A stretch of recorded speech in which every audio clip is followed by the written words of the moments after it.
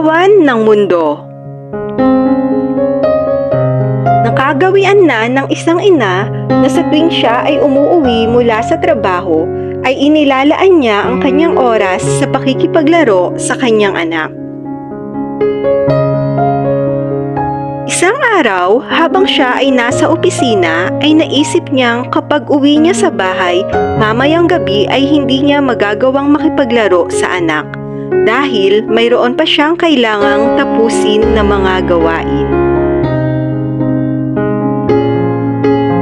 At kailangan niyang bigyan ng pagkakaabalahan ang anak upang hindi siya nito guluhin habang tinatapos niya ang kanyang gawain. Nag-iisip siya ng pwede niyang ipagawa sa anak at nakita niya ang larawan ng mapa ng mundo sa isang magazine. Kinuha niya ang larawan ng mapa ng mundo at ginupit niya iyon sa maliliit na piraso. At nang siya'y makauwi sa kanilang tahanan, ay masayang sinulubong siya ng kanyang anak.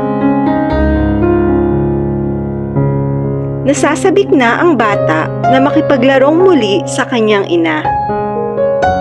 Ngunit ipinaliwanag ng ina na may kailangan muna siyang tapusin na gawain bago sila maglaro.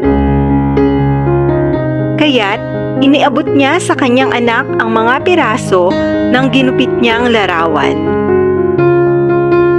Sinabi niya sa kanyang anak na kailangan niya munang buuin ang larawan ng mundo at kapag nagawa na niya iyon ay maglalaro na sila ng kanyang ina. Alam ng ina na hindi madali ang pinapagawa niya sa kanyang anak at matatagalan pa ito bago niya magawang buuin ang larawan. Habang abala ang anak ay inuumpisahan na rin niyang gawin ang kanyang trabaho. Ilang sandali lamang ay lumapit na ang kanyang anak at sinabing,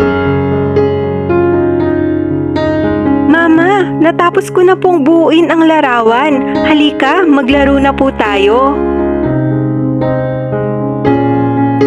Nagulat ang ina dahil hindi niya inaasahan na matatapos agad iyon ng kanyang anak. "Anak, paano mo nagawa agad iyan?" Sumagot ang anak, "Dahil sa likod po ng larawan ng mundo ay may larawan ng tao.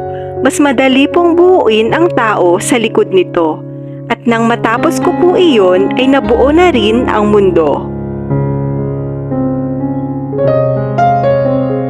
Sa mundong ito, lahat tayo ay dumadaan sa mga pagsubok at suliranin sa buhay.